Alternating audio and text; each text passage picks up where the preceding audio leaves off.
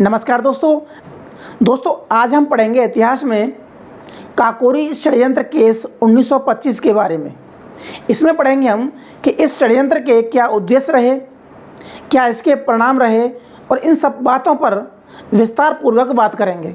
तो जिन्होंने अभी तक हमारे चैनल को सब्सक्राइब नहीं किया है तो प्लीज़ चैनल को सब्सक्राइब कर लें और बगल में जो बेल आइकन है उसे भी क्लिक कर दें ताकि हमारी हर वीडियो का नोटिफिकेशन आप तक पहुंचता रहे। तो आते हैं अपने टॉपिक पर, काकोरी षड्यंत्र केस 1925। यह षड्यंत्र किसके द्वारा किया गया? तो यह किया गया हिंदुस्तान रिपब्लिकन एसोसिएशन के क्रांतिकारियों के द्वारा, जिसकी स्थापना 1924 में कानपुर में हुई चंद्रशेखर आज़ाद के द्वारा। तो कब हुई इस स्थापना? 1924 में कानपुर में। किसकी? हिंदुस्तान रिपब्लिकन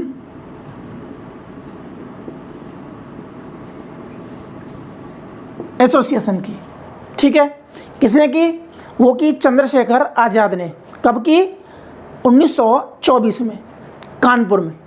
इस षड्यंत्र के जो उद्देश्य थे वो थे कि इस संगठन को मजबूती प्रदान करने के लिए धन की और हथियारों की आवश्यकता थी, इसलिए काकोरी स्टेशन पर ट्रेन में रखा सरकारी खजाना लूटा गया। इस घटना से पहले इस संगठन के द्वारा 7 मार्च 1925 को बिचपुरी में और 24 मई 1925 को द्वारकापुर में एक लूट की गई, और वो लूट की गई किसी रईस के घर में।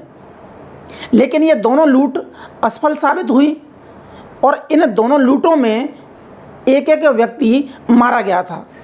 इसके बाद रामप्रसाद बिस्मिल ने यह निश्चय किया कि अब से कोई भी लूट किसी रईस के यहाँ नहीं होगी, अब से सरकारी खजाना लूटा जाएगा। इसलिए काकोरी ट्रेन लूटकांड की योजना बनी। ठीक है, तो इससे पहले लूट कहाँ हुई? तो वो हुई 7 मार्च 1925 को होती है बिचपुरी में, और 24 मई 1925 को होती है द्वारकापुर में किसी रईस के यहाँ। ठीक है, लेकिन क्या है, ये दोनों असफल रही। ठीक है, इसलिए 8 अगस्त 1925 को शाहजहांपुर में रामप्रसाद बिस्मिल के घर पर काकोरी ट्रेन डकैती की योजना बनती है। तो कब बनती है? 8 अगस्त 1925 को। ठीक है, योजना बनती है कहाँ? शाहजहांपुर में।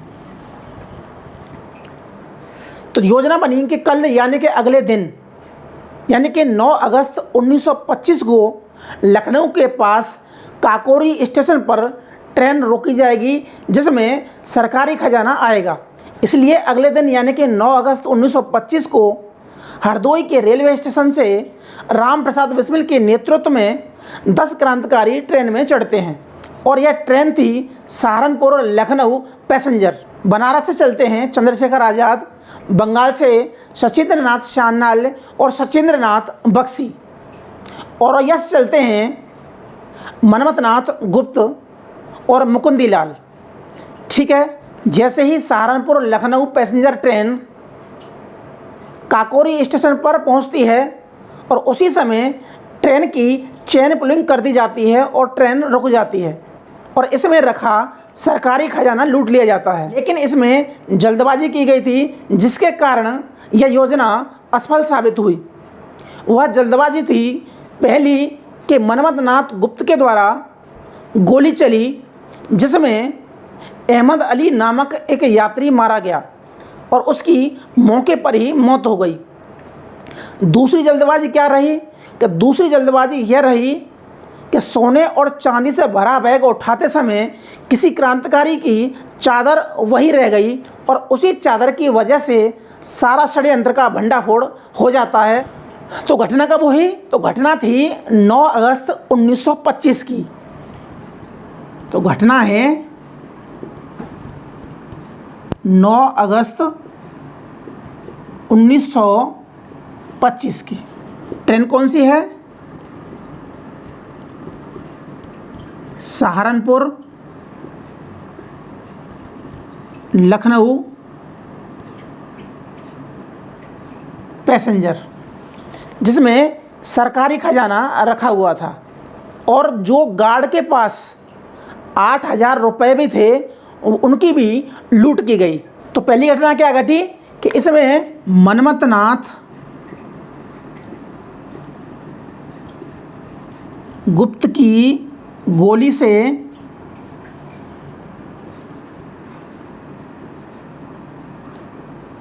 अहमद अली यात्री की मौत होती है। यह केस इंटेलिजेंस प्रमुख रहे खान बहादुर तसद्दुल को सौंपा जाता है। जांच होती है और चादर को बरामद किया जाता है और चादर की जो जांच होती है तो उस चादर में जो धोबी का निशान था उससे यह पता चलता है कि यह चादर शाहजहाँपुर के किसी व्यक्ति की है। और धोबी के माध्यम से जानकारी होती है कि जो चादर का मालिक था उसका नाम था बनारसी लाल।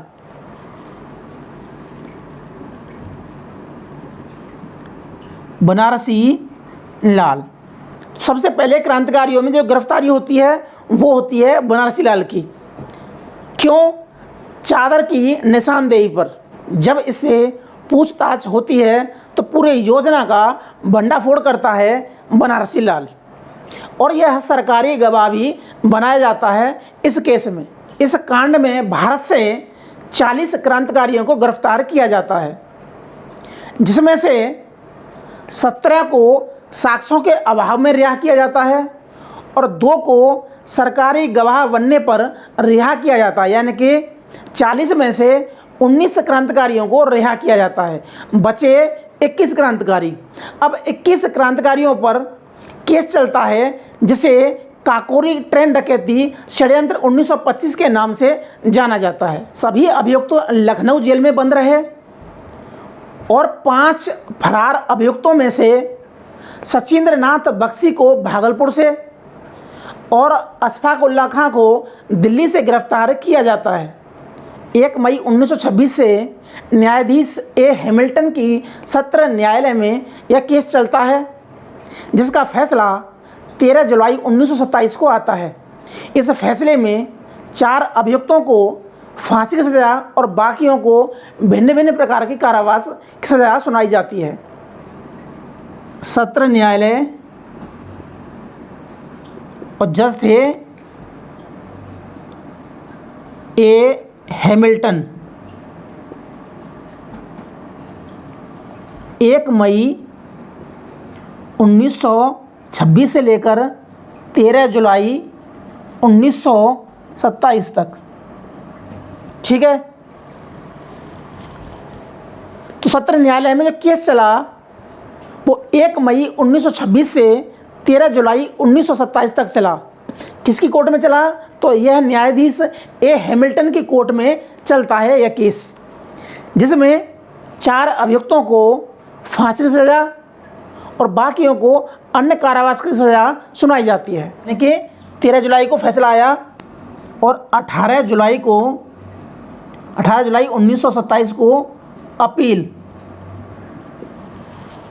ठीक है, कहाँ होती है?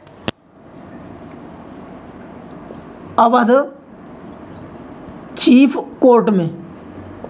ठीक है, तो 18 जुलाई 1927 को अपील दायर होती है इस सत्र न्यायालय के फैसले के खिलाफ अवध चीफ कोर्ट में, जिसके न्यायाधीश थे सर लुइस सर्ट और मोहम्मद रजा।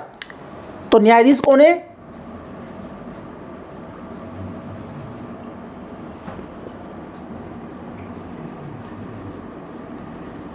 सर लुइस सर्ट और मोहम्मद रजा। इस केस में जो सरकारी गवाह बने थे वो कौन थे? सरकारी गवाह तो पहला तो वही है बनारसी लाल, जिनकी चादर पकड़ी गई थी, बनारसी लाल। और दूसरे हैं इंदु भूषण मिश्रा। इंदु भूषण मिश्रा, यानी कि दो सरकारी गवाह थे, बनारसी लाल और इंदु भूषण मिश्रा, जिनको रिहाई के नाम पर सरकारी गवाह बना दिया गया। इसमें जो सरकारी वकील थे उनका नाम था जगत नारायण मुल्ला। जगत नारायण मुल्ला, ठीक है। तो सरकारी वकील कौन थे? जगत नारायण मुल्ला। और जो क्रांतिकारियों के जो वकील थे उनका नाम था, कहते हैं, बचाव पक्ष के वकील। वो थे केसी दत्त, जय नारायण नाथ मिश्रा, और तीसरे थे कृपा शंकर हलेजा, ठीक है। फैसला आता है चीफ कोर्ट का, तो वो है 22 अगस्त 1927 को, ठीक है। तो फैसला कब आता है? 22 अगस्त 1927 को। इस फैसले के अनुसार ठाकुर रोशन सिंह, राजेंद्र नाथ लाहिड़ी, राम प्रसाद बिस्मिल और अशफाक उल्लाह खां को फांसी की सज़ा सुनाई जाती है। तो फांसी किसे होती है? ठाकुर रोशन सिंह,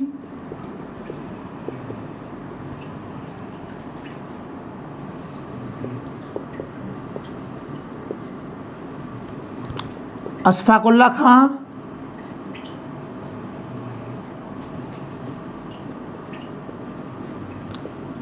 राम प्रसाद बिस्मिल, और चौथे थे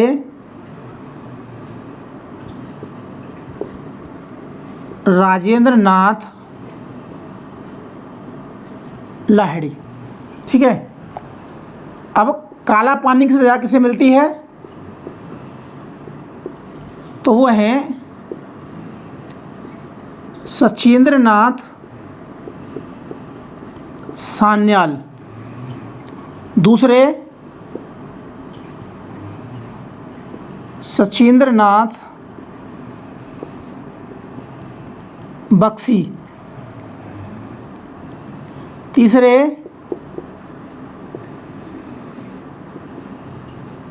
गोविंद चरण धर।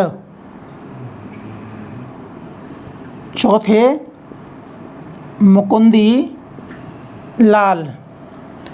पांचवें जोगेंद्र चंद चटर्जी, ठीक है। यानी कि 4 अभियुक्तों को फांसी और 5 अभियुक्तों को काला पानी सज़ा सुनाई गई।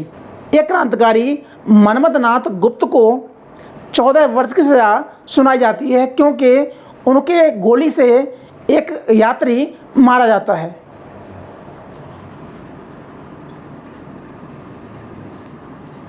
मनमथ नाथ गुप्त, तो इनको होती है 14 वर्ष कारावास, और बाकियों को 10 साल की या 5 साल की सज़ा सुनाई जाती है। इसके बाद क्षमादान के लिए अपील की जाती है। वो की जाती है संयुक्त प्रांत यानी कि जो आज का यूपी है उसके तत्कालीन गवर्नर सर विलियम मॉरिस के यहाँ, और अंत में प्रीवी काउंसिल में अपील की जाती है, लेकिन दोनों जगह से अपील खारिज होती है। और अंततः 17 दिसंबर 1927 को फांसी होती है राजेंद्र नाथ लाहिड़ी की। तो फांसी कब होती है? 17 दिसंबर 1927 को। ये होती है गोंडा की जेल में। कहाँ होती है? गोंडा की जेल में। तो किसे मिलती है फांसी? राजेंद्र नाथ लाहिड़ी को 17 दिसंबर को गोंडा जेल में, ठीक है। और बाकी 3 को यानी कि ठाकुर रोशन सिंह, अशफाक उल्लाह और बिस्मिल को होती है 19 दिसंबर को। ठीक है, तो इनको होती है 19 दिसंबर यानी कि 2 दिन बाद, 19 दिसंबर 1927 को। रोशन सिंह को होती है इलाहाबाद में, अशफाक उल्लाह को होती है फैजाबाद और राम प्रसाद बिस्मिल को होती है गोरखपुर जेल में। फांसी कब दी जाती है? 17 दिसंबर को और 19 को।